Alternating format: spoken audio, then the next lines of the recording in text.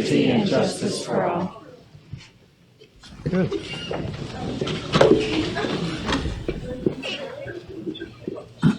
Mr. Martin, is there any additions or deletions to the consent agenda? No, sir.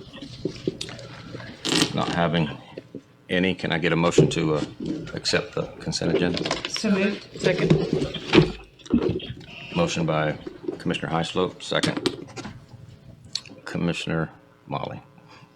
All in favor say aye. Aye. Opposed say nay. Motion carries.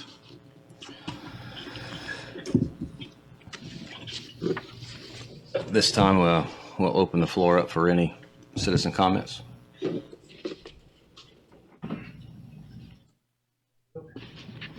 I just want to pass on a little information here to the city and everything. If you would, Ms. Cheryl, state your name and address. LaVon Sherrill, 911 Grattan Road.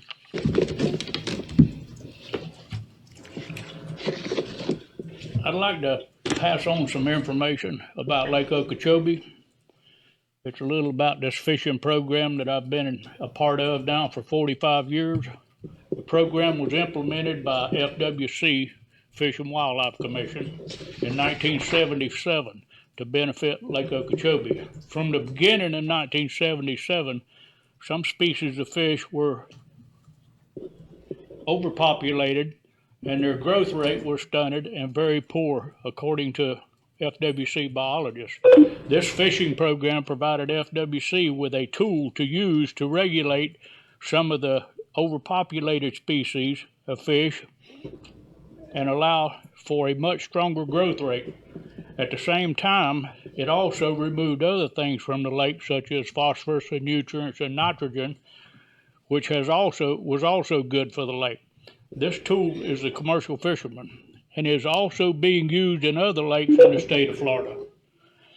From the beginning of this program, the biologists came to the fishing rigs regularly to take fish counts, tag and release fish, and take some back for their biology studies, growth rates, and others. For about 30 years, the biologists accumulated a very large amount of data on the health and welfare of Lake Okeechobee, thanks to some help from the commercial fishermen. For many years, there has always been someone wanted to try to stop or get rid of the commercial fishermen. And I am sure that most of these people have never provided one thing or 1 hour of time to directly benefit Lake Okeechobee ever. As I and many other fishermen have dedicated most of our lives providing for our family and doing something that directly benefits Lake Okeechobee, and that makes it all worthwhile. Can anyone in this room say they have done anything directly to benefit Lake Okeechobee? And now we have a new problem in Lake Okeechobee. This problem started quite some time back when it's soon to be a severe problem. For some time now, we have had numerous undesirable species of fish in Lake O.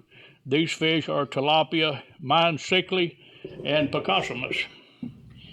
And in just a short 10 to 15 years, we seldom caught one of these species in our fishing gear. And now in some areas of the lake, there is an abundance of tilapia and Picossamus. And soon it will be the Mayan cichlid also. All three of these species of fish are very aggressive, and this makes it very hard for desirable sporting fish to compete with them. If we are catching these fish offshore now in our gear, then how bad could it be inshore? There are other lakes in Florida where commercial fishermen are being used as a tool also by FWC to control overpopulation of undesirable species of fish, as this is the only way to have a little control over the problem. And at little cost to the FWC and no cost to the public, the sports industry, or anyone else. It cannot be left uncontrolled. So at some point in time, probably not in my lifetime, but it will happen without some control. If you have a better way of controlling the problem, my ears are open. But for now, you just keep trying to get rid of the commercial fishermen. If you won't do anything for the lake, then please don't do anything against it. I should receive a considerable amount of biological data from FWC in the near future and will provide it to the city. However, if the city of Clewiston is not interested in the health and welfare of Lake Okeechobee, then tell me, and I won't waste your time or mine. Thank you, Mr. Sherrill. Any other public comment? Seeing none, it's the Commission's pleasure to present Resolution 2022-054, a resolution of the City Commission. The City of Clewiston, Florida recognizes the Clewiston Youth 12U Girls All-Star Softball Team for winning the 2022 Babe Ruth State Championship. The ladies are with us here tonight. It reads, whereas the City of Clewiston City Commission wishes to recognize the outstanding performance by the athletes and coaches of the Clewiston Youth 12U Girls All-Star Softball Team. And whereas the Clewiston Youth 12U Girls All-Star Softball Team played in the Babe Ruth State Championship Tournament in Lake City, Florida, June 23rd to the 27th, 2022. And whereas the team advanced through the tournament, winning all 4 games against San Jose 14-2, Chiefland 5-4, South Orlando 10-5, and Lutz 16-6 to secure the team state championship. And whereas it is appropriate and fitting for the Clewiston City Commission to recognize and congratulate softball coaches Ray Burgess, JT Florina, Brian Proant, and Jared Sargent, and team members Nesca Blissett, Salia Brathwaite, Aubrey Burgess, Lily Edmonds, Bella Florina, Maddie Garrett, Brinley Harris, Brianna Joyner, Lydia Lee, Gisela Martinez, Annabeth Page, Cameron Proant, Brooklyn Sargent, and Ansley Story. Now therefore it is resolved by the City Commission of City of Clewiston, Florida as follows. Section 1. The athletes and coaching staff of 2022 Clewiston Youth 12U Girls All-Star Softball Team are to be congratulated on winning the 2022 Babe Ruth State Championship, passed and adopted, open session, 18th day of July 2022. And ladies, if you would come forward with your coaches. I'd like to present this to you. Maybe they can all gather right here to you. Yeah, you better go down there. Yeah. Some of them might have to come up here. Come on up, ladies, right up in front of the table. Make a circle, we'll get a picture. Vice Mayor will come down and present it. Y'all, I don't know which way you want to Yeah, look. careful there. Be careful. Scoot to the middle. Yeah, maybe coaches, if you guys want to come up here with us. Yeah, come on up. Y'all can come that way and some come in this way. Thank you. Congratulations, Fran. That's a lot of work. Yeah, go in the middle there. Mr. Martin. Randy, will you come in? Yes, ma'am. Hi, this is the mayor, and I just want to tell these young ladies that I'm extremely proud of what they have achieved in winning the state championship. And I am very sorry that I am not there to wish them good luck tonight. And I look forward to seeing them next month when they come back from the World Series with a trophy. This was a great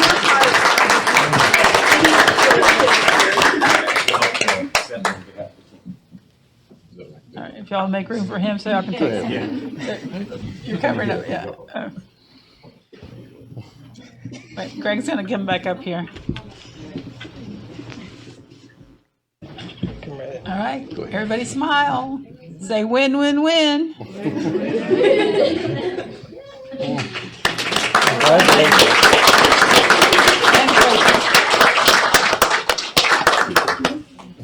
When's the first game? Your schedule. They haven't given us a schedule yet. Tomorrow. Is it this week then? Yeah, we gotta go through. I gotta go sign in tomorrow. Take it to your mom. Or your coach. For your coach. Sorry. Yeah, well done, ladies. Thank y'all so much. But the games are this week. Yes, Yeah. awesome. We'll be Good luck, rooting for y'all. ladies. Are they televised? Do we know? They will be streamed, yes. Streamed. Okay. Great. You'll post it on your page? Absolutely. Okay. So you guys can watch these girls win. Yes. Take it to them, ladies. Thank y'all for being here with us. Congratulations. Y'all don't have to stay if you don't want. Good luck. Y'all got lots to do. We got a trip to take. Good luck. Bye. Congratulations. That's so awesome. It is awesome. Yeah. It's a looking group.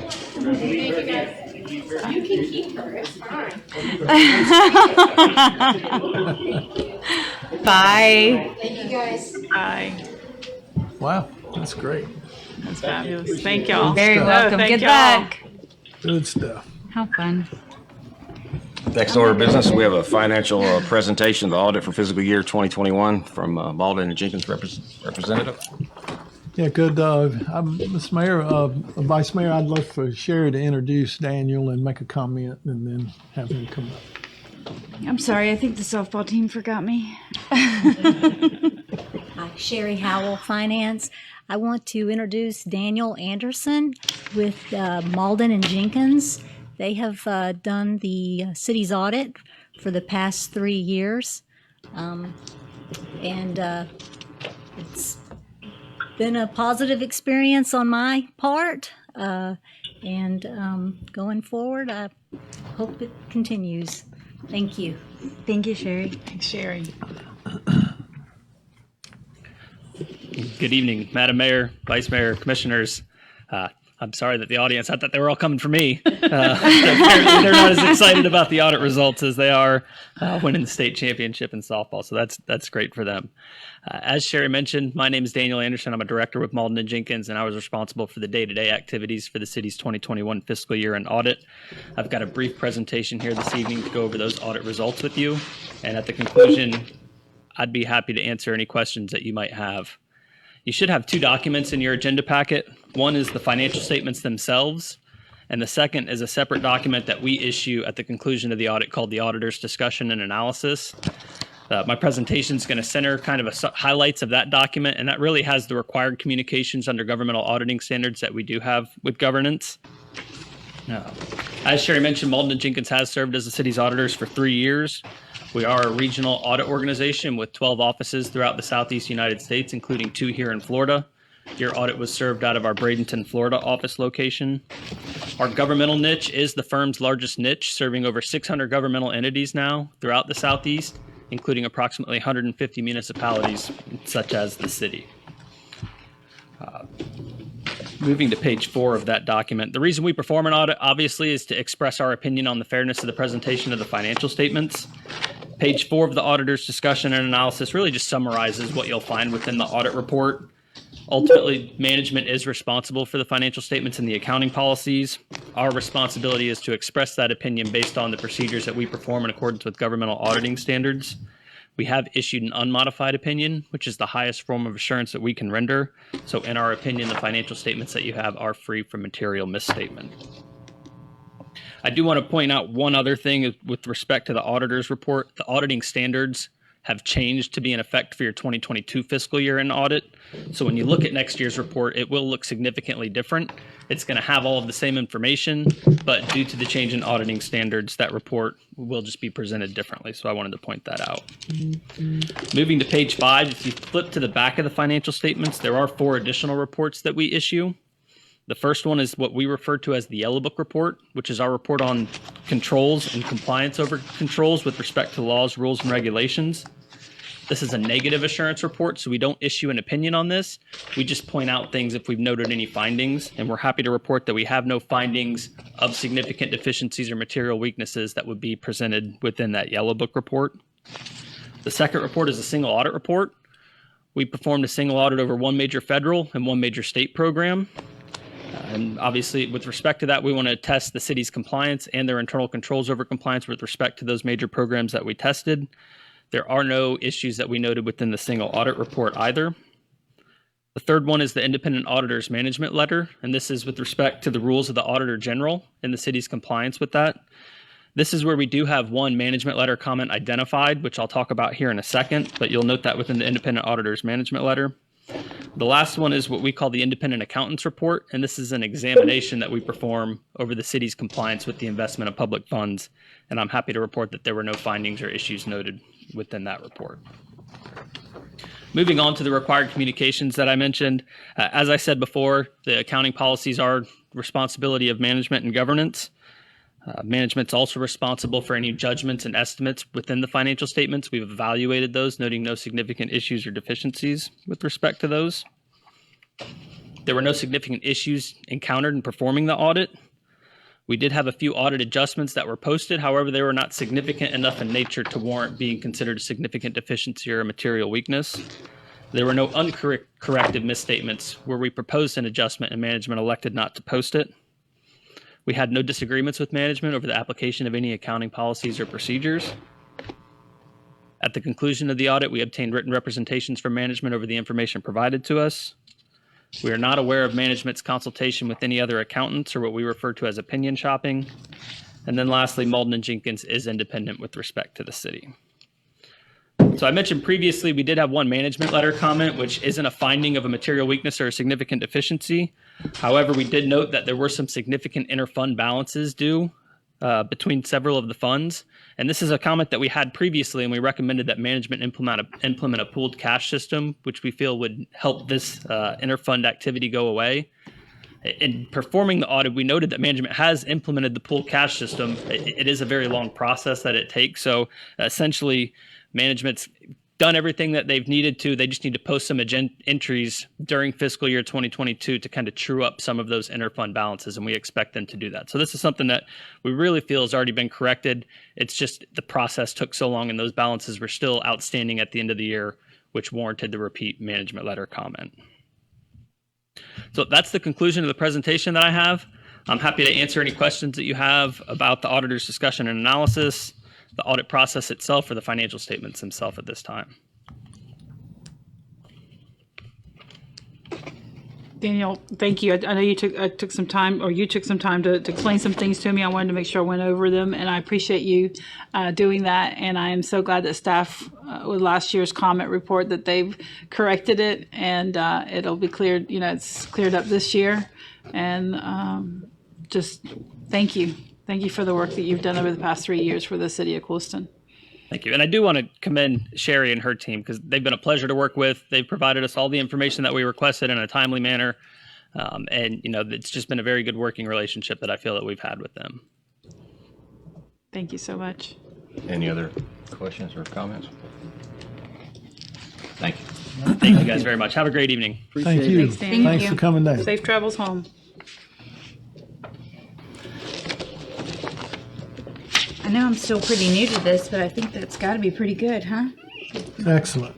For findings. And I would join Daniel in congratulating the staff and under leadership of our finance director I think and that's what I was getting at. Thank and you. also the city commission support and giving us the resources and tools we need to make some of these things happen. But it is an incremental process, and we're getting there. And I'm really pleased with the progress. And a ton of work.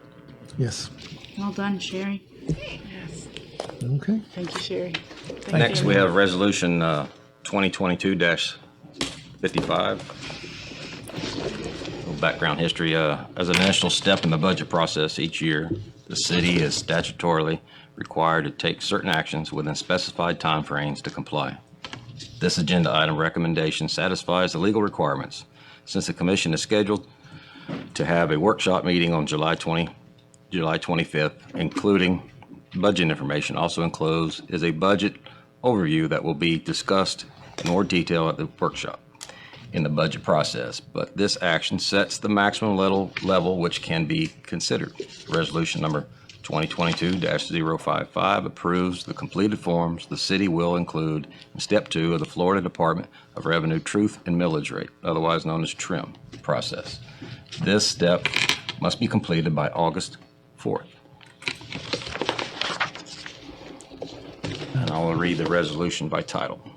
The resolution of the City Commission of the City of Clewiston, Florida, approving Florida Department of Revenue Forms DR-420, DR-420 TIF, and DR-420 MM-P for the City of Clewiston regarding the 2020 truth and millage rate trim process.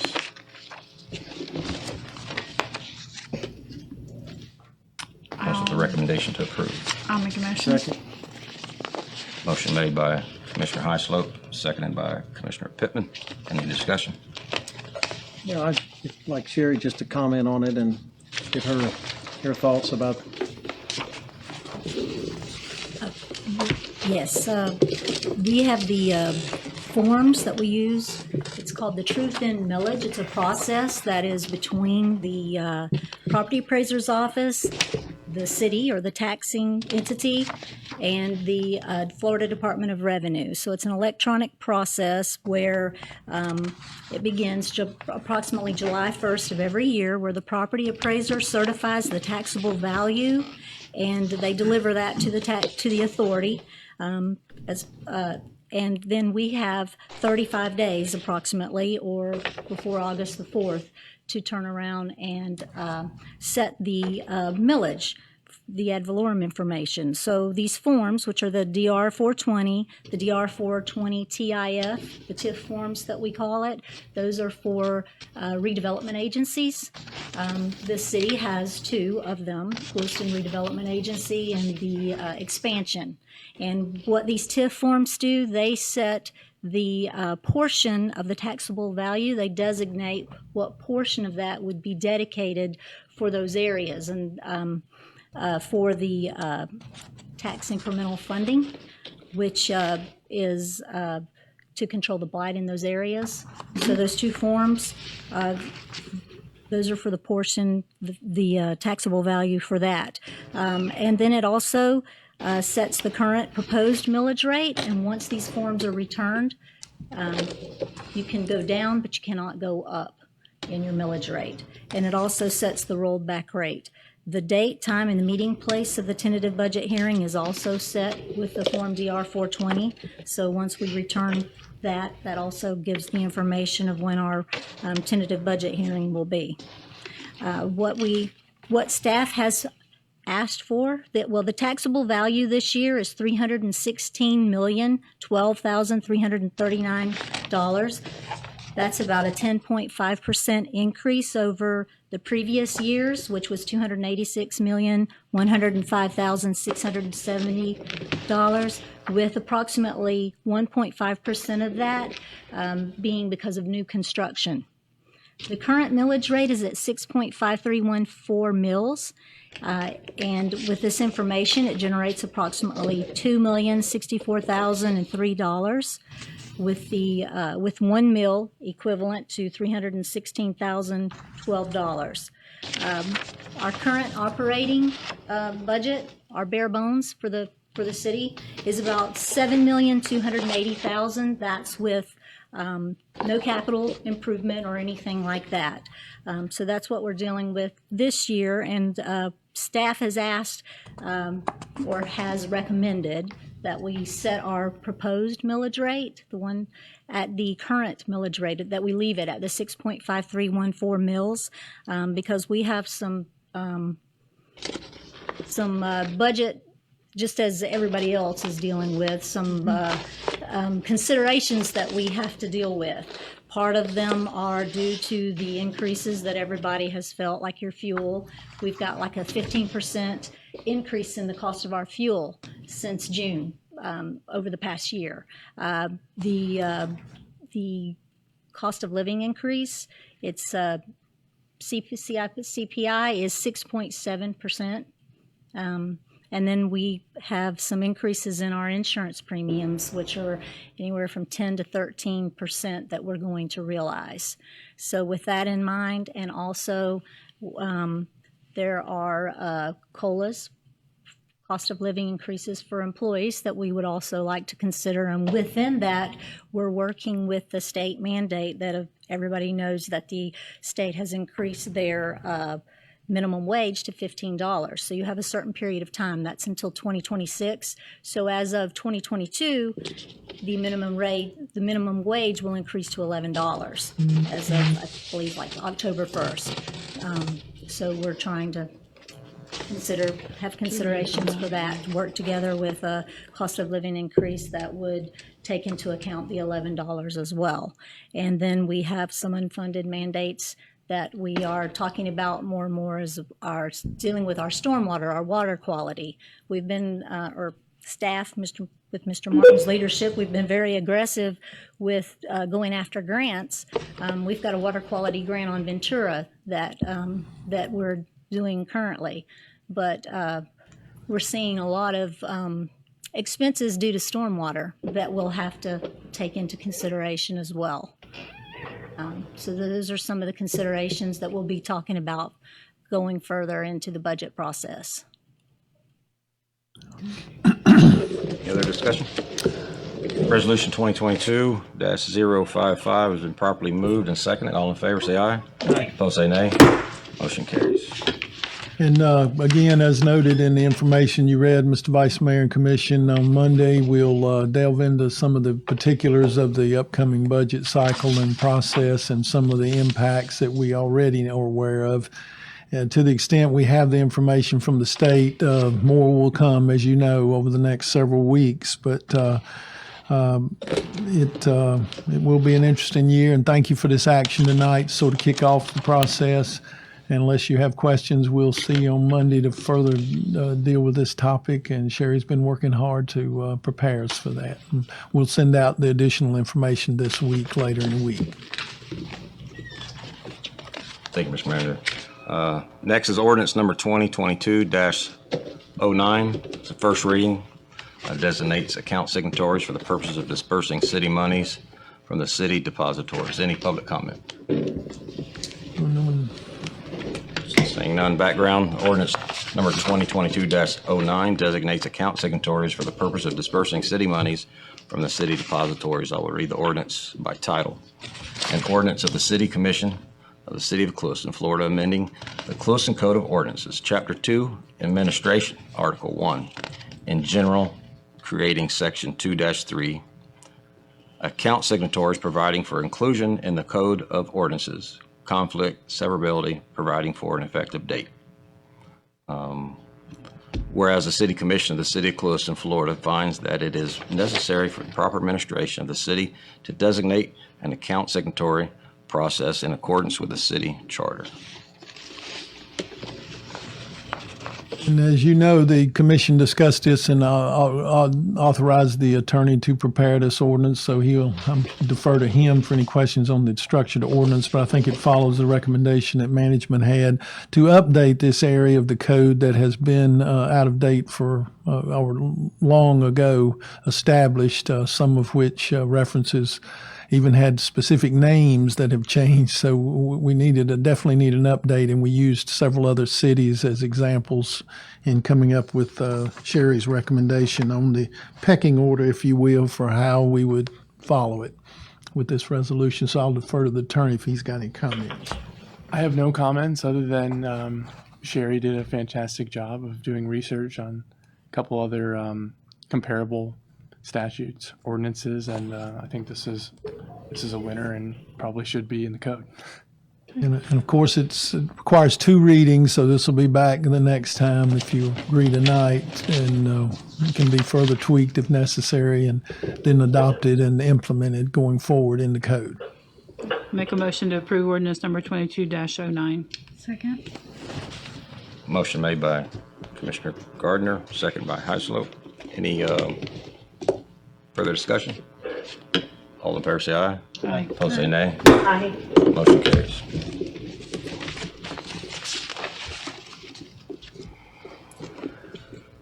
Mr. Attorney?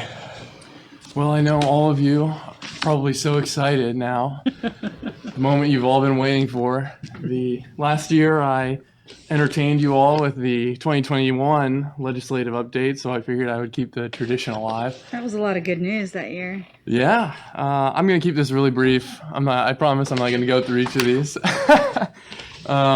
This year was a busy one. I like to separate these out into things that require action by the city and those that are municipal related, but maybe points of interest, but not anything that requires immediate action. This year, we've got a interesting cybersecurity bill, which will require the city to adopt cybersecurity standards by January 1st, 2025. Moving forward, it will also require all city employees who have access to our internal network to complete a cybersecurity training course. I believe they have, the state has established a new board agency that will proliferate this training. So if you're a city employee who has access to our network, that's something you'll have to do moving forward. The next one, floating solar facilities.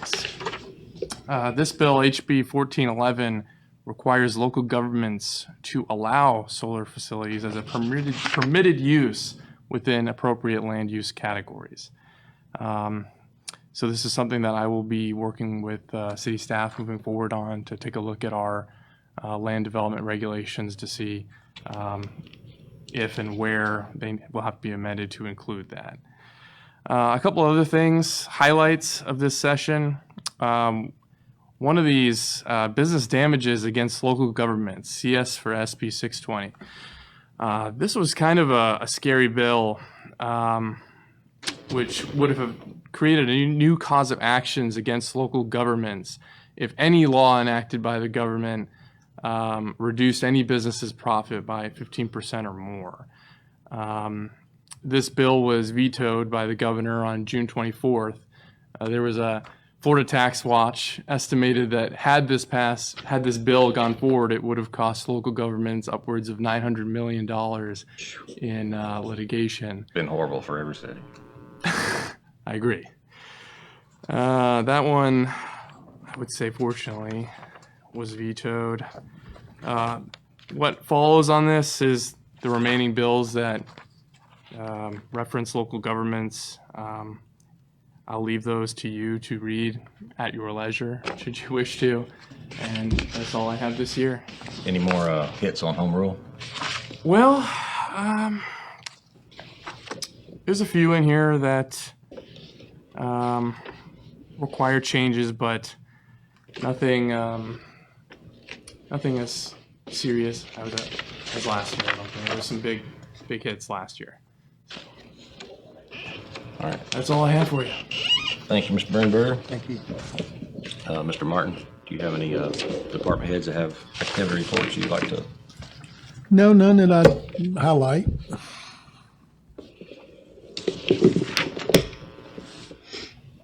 Any comments? No, I'm good. Mr. Attorney? Oh, well, I should say, just for the public's information, Commissioner Pittman and I appreciate him going. We attended the FMPA and FMEA board meeting and their annual conference last week and a couple of days, and it was very informative. We're working very hard on the electric, as that organization representing us is doing, to work on utility bills and trying to control our cost in the next year, in particular, where we're most vulnerable to some of these outside influences and energy cost fluctuations. And I'll defer to Commissioner Pittman if he wants to add anything on his experience at the conference. Yeah, I mean, the gist of the energy increase is to try to keep the adjustment costs flat. It's going to go up. If fuel costs go up, our power bill goes up, everybody's goes up, FP&L. But the object is to keep it as flat as possible instead of having these spikes. And that there was a lot of talk about, future buying, and natural gas is basically quadrupled, and most of the power that we buy is generated by natural gas. One of the bigger discussions was EV, electric vehicles, that's all over the world. I mean, you've read articles probably what's going on in Europe already. And I know that it's like the government governments in several countries want it to happen, a lot of it to happen by 2030, like 25% by 2530, and some of them are even more aggressive. But as it stands now, the power grid and the lack of chargers is really unrealistic, in my opinion, and a lot of the opinions of the experts that were speaking. But that's the big thrust, and that'll be a lot of discussion over the next 5-10 years will be about how to power all of these chargers and how to recharge these cars. And so if you have an electric vehicle and you plan on towing something with it, make sure you do your research, because that is a big discussion right now. Or the replacement cost of a battery for an Yeah, I read about one of those. And how you dispose of these And batteries and what that Yeah. does to our planet. Yeah. They definitely have the attention of the big three auto manufacturers here, because they have SUVs, large pickup trucks, everything going to all electric. It's no more avoiding it. Something we've talked about. I've talked with Randy several times, is getting some stations here, getting people to stop. There's nothing between the coast to charge your vehicle. There's nothing. And I think Clewiston should be it. We should be the first and should get on it now. They have these apps that show you where the charging stations are. There's a lot of grants out there, but unfortunately right now, FDOT, their corridors across the state is Alligator Alley. There's nothing on Alligator Alley to get gas or to charge. So I think we need to be out front and be the first city on at least the south side. I think Okeechobee already has them. They've got a something we need few. to think about and act on. Danny's working on that. He's communicated with some of the companies, but we're looking at the pros and the cons of how to manage it and where to put it and so on and so on. And, we don't want to interfere with any private sector efforts, but the private sector has been slow in these rural areas.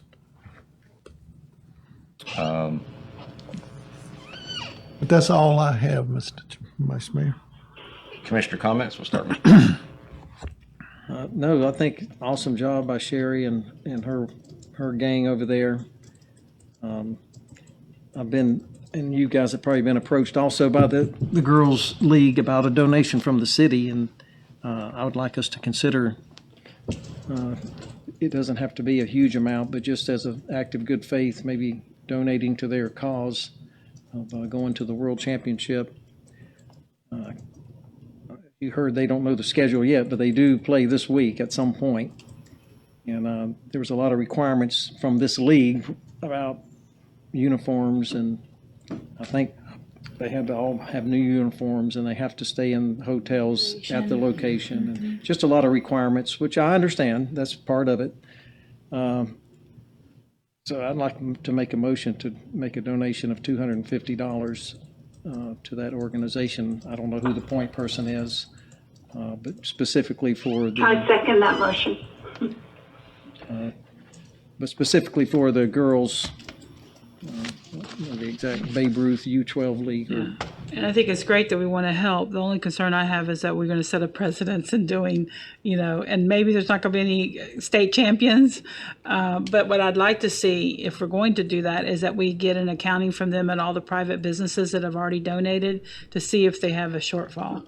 I think there's a lot of generous businesses in town that are helping them. And I just would like for them to be able to give us some update of where they're at on this effort. If there's still a need. If there's still a need, before we expend taxpayer dollars. So the motion is to donate $250 to the softball team, and with the stipulation. Just ask for an If there's still a accounting. need. Let's just see. I mean, I know it's not a lot of money, but I'd like to see what the community has done to support them. And hopefully they might not need it, but if they do, then we have the motion for $250. Mayor Peterson, you second that. Are you okay with that motion? Yes, sir. Thank you. Any other discussion? All in favor, say aye. Aye. Opposed, say nay. Commissioner Gardner? No, I just look forward to the workshop on the 25th. And again, kudos to Sherry and Randy and for this year's just overall good news from the auditor. Thank you both. Commissioner Heislop? So you brought up the FMPA conference or meeting, whatever that was, and the cost adjustments, the power cost adjustments. Mine, personally, this month was over $300. Wow. Just my cost adjustment. I ask again that we say something to the general public, because I continue to see it on social media platforms where I'm not the only citizen that resides here in Clewiston that has a over $300 cost adjustment on their electric bill. And for a family like mine, where I still have 3 kids living in my house, that's, well, in today's economy, that's maybe 2 weeks worth of groceries, because I have all boys in my house. But nonetheless, It's a hit. you know, for some families that might be 2.5, 3 weeks worth of groceries. And in today's world, that's significant. And our families deserve to understand what that $300 is going for. I sit here, so I understand. I've had it explained to me by the FMPA rep. You know, I've had it explained to me by Mr. Martin. I have the liberty of, you know, having that presentation told to me and shown to me. I understand where that money is going. I understand that the city's not charging me more for the electricity, but the people who are, you know, maybe they're still at work at 5:43 on a Monday. Maybe they, you know, aren't watching our feed on Facebook, whatever that looks like. All they know is that their their utility bill went up $300 plus for no apparent reason. But And it's not like going away. facts. My adjustment was over $300. Yeah, and we have done some, and we will continue to do that. But it's hard to permeate and get through the. Well, I mean, like the audience, helpful yeah. tip, like I just went to our page from June, and the helpful tips about pushing your air to 78, that's all good stuff. Help people understand Explain what that their bill is. Power cost adjustment, a Yes. little more depth. That's a good Do you have suggestion. any recommendation how to communicate that? Town hall meeting? No, I just think driving home on social media what the cost is, you know, just really telling them, you know, And it has to be this line repeated. item, Yeah, you know, you're right. like put a bill up, black out somebody's address, Good point. put a bill up, highlight it. Basic. This line item is being charged to you by this entity to offset the fact that, you know, fuel surcharges have gone up 300 and however many % since, you know, April of 2022 or whatever those dates look like, you know. And I mean, the facts are on our side. yeah, The truth is the truth. just getting it you out know. there. Okay, that's a Tell good suggestion on the bill. Just use that as an example. Just bullets. Just People are basic struggling, information. you know, they're struggling. And I don't want people thinking that the city is Pocketing it. just like, oh, here, Sherry, you owe us an extra $300 this month because we're, you know, upping your light bill just because we can. And I think, you know, I don't want people to have that misconception Great. because that's not the truth. Good suggestion. Okay. Thank you. Once again, I'd like to thank Sherry and staff, not just getting through this, but no findings. Things just keep getting better in the city of Clewiston, and we want to move forward, keep moving in that direction. Mayor Peterson? I just want to follow up what Commissioner Heislop said. We talked about putting out a list of things that our neighbors could do to lower those light bills. We knew what was coming because, again, FMPA, everybody spoke with us and said, we watched the news, we knew that the fuel charges were going up. I made adjustments in my home, and my bill wasn't any different than it was last year. And so some of my neighbors that I talked to, you know, I said, I pull my insulated blinds closed during the day. Well, I don't want my house to be dark. I get it. I don't like living in a cave either. However, to keep that sun out and reduce the thermal warming, I was very blessed when I got that bill. So I think we need to reiterate again and bring home the fact that there are some measures that we can take to reduce the impact for the usage of that electricity, and that's going to lower what we by lowering what we normally use, those kilowatt hours. I was surprised when I opened my bill. I was ready for a hit. And when I saw how much it was, the few steps that I took, I replaced my smaller ceiling fans with larger ones. I keep my thermostat on 80, and when I sit down in the evening, I still use a strobe blanket because those larger fans keep it very cool in there. So I think we need to make sure that we're putting out those tips for how to reduce the usage to offset that fuel adjustment. Commissioner Heislip, did you have something else? Yes, I'm sorry. I was just thinking, like, in my brain about keeping my air on 80. I don't know if I have it in me. Mayor Peterson, I'm sorry. You are a tougher woman than me. That's just all there is to it. Anywho. I would say this. I hate to say it, but Commissioner Pittman heard the same presentation. The last billing cycle was the highest peak of usage because of the weather, and it will have the highest power cost adjustment because it's in arrears. So hopefully after that, this bill, then I don't know what to predict on the next bill, but I hope that some people do make some changes. But it is supposed to level off in the months ahead and not keep going in that direction.